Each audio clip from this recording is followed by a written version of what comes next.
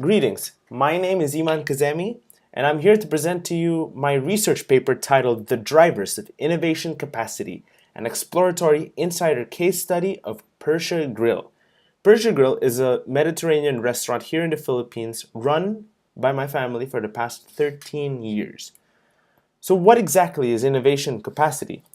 Sato defines innovation capacity as the continuous improvement of capabilities and resources that an enterprise processes in order to explore and exploit opportunities for developing new products to meet market needs.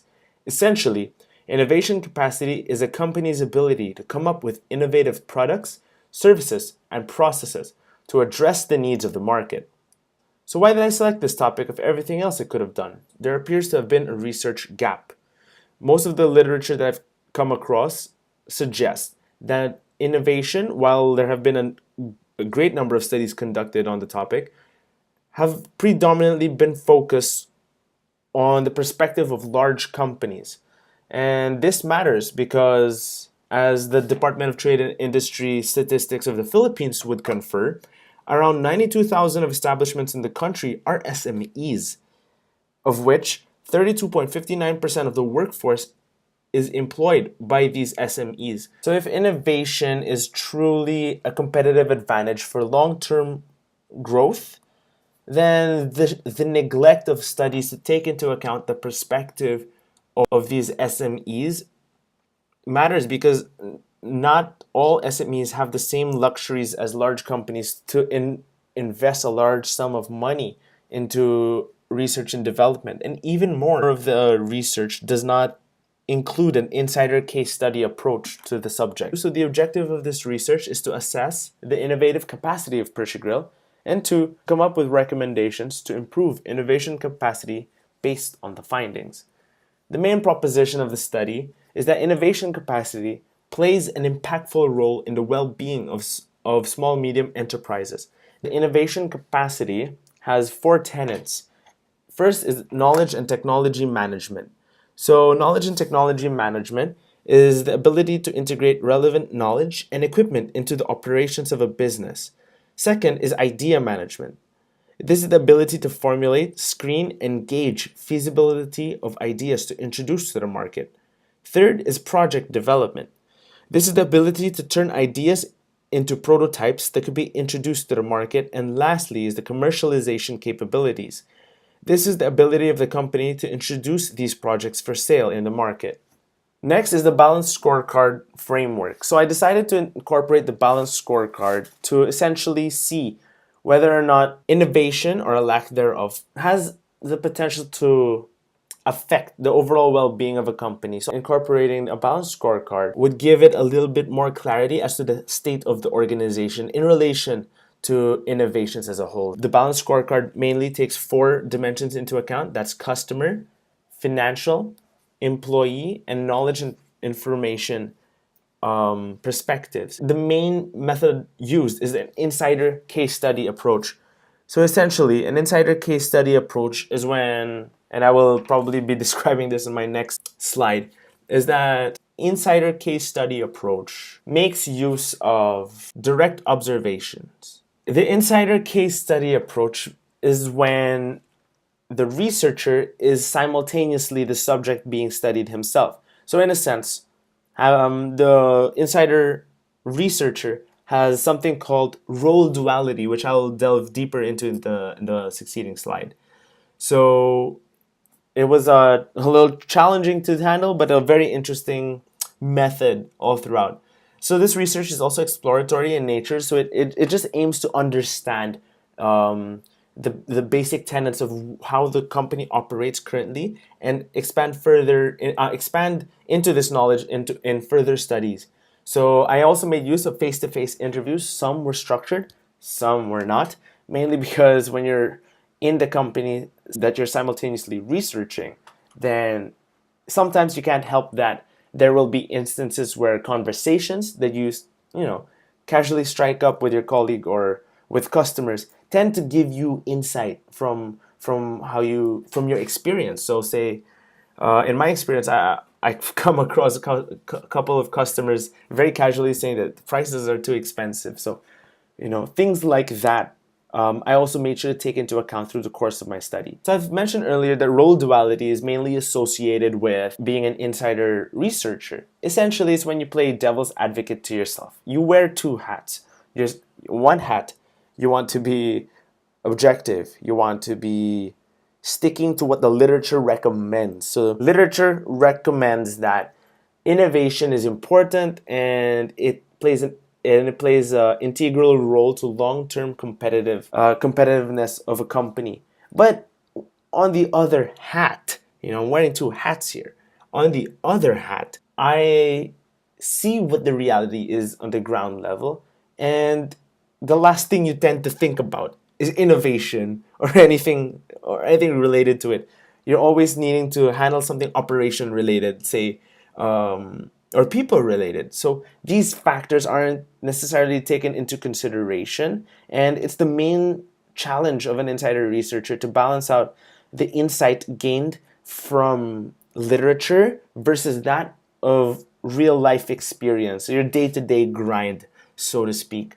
So it becomes quite an experience all throughout. So what exactly does it feel like? Role duality. I had to be careful in regards to how I drew conclusions based from my observations. So I had to be careful as a researcher that my bias to the company wouldn't meddle with my insight that I should have as a researcher. That definitely was a challenge. So how did I balance that, right? So it helped to make use of interviews. The interviews really helped. It helped build some coherency, and that the observations that I was noticing from the study resonated for the most part with other people that I was able to interview. And I'll delve deeper into that shortly. The first perspective that we're going to examine is the customer perspective of innovation. So my original expectation was that customers would perceive innovation as something, say, application or smartphone related, so software related. So think of your Grabs,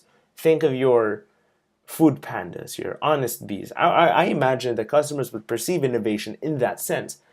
To my pleasant surprise, it wasn't exactly the case. When customers would envision innovations in the restaurant industry, it would mainly concern themselves with concepts, so farm to table concepts, fusion cuisine concepts, and for more service concepts. So all these things, while similar, was different from the original expectation of the researcher. And I probably forgot to mention this earlier. Persia Grill also operates three other franchises, mainly the Kite Kebab Bar. It's a Middle Eastern street food fusion with East Asian cuisine. You also have Lobo Filipino Tavern, which is a progressive Filipino food concept, and Shira's Gourmet Catering. So this is essentially a catering service that deals with events.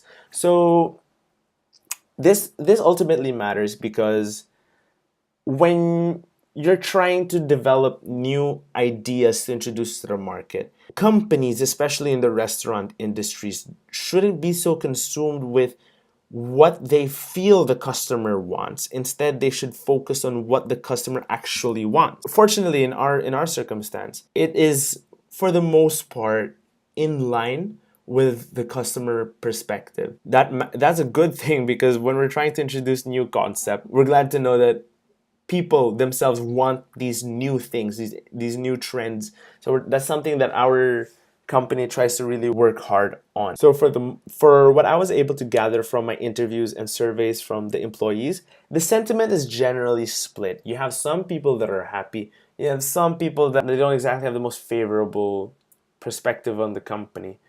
So with that said, employee satisfaction has room to improve, and introducing new practices to managing human resources may pay dividends. So how exactly does innovation fit in here, right? So I believe that innovation plays a role here because you have to understand that most SMEs are comprised of family units that operate. How exactly does innovation fit into this? SMEs are mainly comprised of family units, and family businesses have a unique characteristic of sticking primarily to what they do best. For example, a construction company wouldn't necessarily bother to try new things because they're so good with construction related jobs. So they focus on that, and that's very characteristic of family businesses. And in our case, we don't necessarily pay attention to new trends forming in how to manage people, and perhaps what used to work then doesn't necessarily work today, 13 years later. And with that into account, other than the basics and basic forms of compensation and those mandated by law, there's a lot of room left to improve, say improving work-life balance or coming up with incentive schemes. These are all process innovations that the company can look into. And the challenge of integrating new ideas clashes with the family dynamics of doing things that you know best. Like, you know how to come up with a very good tasting dish, but you're not really concerned with handling the people aspect as much as you could. So what I'm trying to drive at here is that innovation in even from an employee standpoint can still work well when you study new trends on how to manage people. Next, we have the innovation questionnaire. I've originally had my own opinions about how innovation is handled in a concept group such as Persia Grill, but generally, from what I was able to understand, there is no emphasis or a system in place regarding innovation. So what I mean by that is that companies, and that plays into my second point, the company is adaptable, but it appears to operate most of its discussions informally. So yes, we do come up with new concepts. Yes, there have been 3 franchises. However, these tend to be restricted to the confines of informal discussion. There's no formal process to turn your idea, to screen your idea, to find out its feasibility and turn it into something that's marketable. It's more of, hey, you know what? We noticed this trend in terms of foods, like ramen is trending now. Should we put up a ramen store? And then you have informal discussion among family, and this lack of formal procedure in place to manage any of its ideas, I believe, produces waste. Because while there's a lot of ideas that people may have, because there's no way to streamline and to systematize the way you think, money, time, effort could be spent attempting to develop something only to stop halfway, which could be very taxing to the company, and let alone the individual. So the individual working on it. So I mean, yes, there's trial and error, but you're trying your best to manage that in as focused a manner as you possibly can. The last finding I was able to get from the innovation questionnaire was that the majority of the market research is conducted via direct observations and informal discussions among family members. So just as I said, trends regarding the food industry, we tend to come up with it in a manner that's not necessarily data driven but intuition based. You know, I once had a mentor in my internship that told me that business is 70% research and 30% intuition. So you're trying to eliminate as much of the intuition as you possibly can and trying to make your decisions based from data. And I believe this is something that Persia Grill can improve upon. So in summary, the company doesn't appear to have a formal innovation strategy to conceptualize, screen, and test new ideas. This appears to impact how we are able to release future concepts, products, or services. This is in spite of the 3 franchises that we have been able to develop, because perseverance plays a role in terms of bringing these ideas to fruition in spite of not having a system in place. Second is that while the company is adaptable, it lacks the structure. We once had a Asian noodle house that didn't work out. It was called Walk By, and perhaps had we had a more rigid structure in place to vet the idea, then perhaps it would have had a higher chance of success. Next is the exclusiveness of those who join the discussion for new ideas. It appears that family members, including our cousins, tend to join. However, and this is me wearing my researcher hat now, the literature suggests that involving a TQM approach, something called Kaizen, is a Japanese word for continual improvement, is an approach where you get everyone's buy-in from the top executive down to the rank and file. And the idea, and this is something that Toyota does, is that you have all those people, or at least the representatives, pitch in their ideas to improve the products and services of the company. So I believe this is something that SMEs generally can adopt. So what are the managerial impacts of the findings? So the unstructured manner of thinking makes room for waste in the process. And in business, you're always trying to eliminate waste. This also limits the opportunity of Persha Grill to create concepts in a timely manner. So you may have the right idea, but if it's released at the wrong time, then it tends not to work. And lastly is the lack of innovation processes jeopardizes the company's ability to remain competitive. As shown by the employees, morale takes an impact because they're just so used to doing the same thing. So a certain level of job fatigue tends to occur, and it's the company's duty to find new ways to challenge employees and not just focus on what they know so well, not just to dwell on that. Second is market satiation. Problem is that you cannot introduce concepts in a timely manner. The second is coming up with it too slowly and the market becoming eventually bored, so to speak, with your food. It's just the same food. You're not introducing anything new to the market. So it's a true threat, but an opportunity as well if worked on. So what are concrete techniques to get started? First is to make use of formal project management techniques. I mean, a lean startup approach of building, measuring, and iterating is good enough. You have an idea, you prototype it, you sell a very early version of it to early adopters, so to speak, and then see what they have to say and iterate. It's just a cycle. So that's something that Pressure Grill could adopt. We don't have to spend so much time. Next is to make use of formal discussions with more representatives within the organization, or Kaizen. Just as I mentioned earlier, having everyone's buy-in helps. All of which can be tested upon, assessed, and used for the knowledge of other SMEs. So my recommendations for future research is to identify the drivers of innovation in multiple companies instead of just one. It also helps to just focus on one industry to really understand what drives it and contribute to that little niche as well. And lastly is to identify how customers perceive innovation, can yield new insight to the company. In trying to eliminate waste, it really helps to build that customer archetype. Those are plenty of steps to get started in the right direction. So I hope that this can carry on to the future and I can develop this study furthermore. So thank you very much. Bye-bye.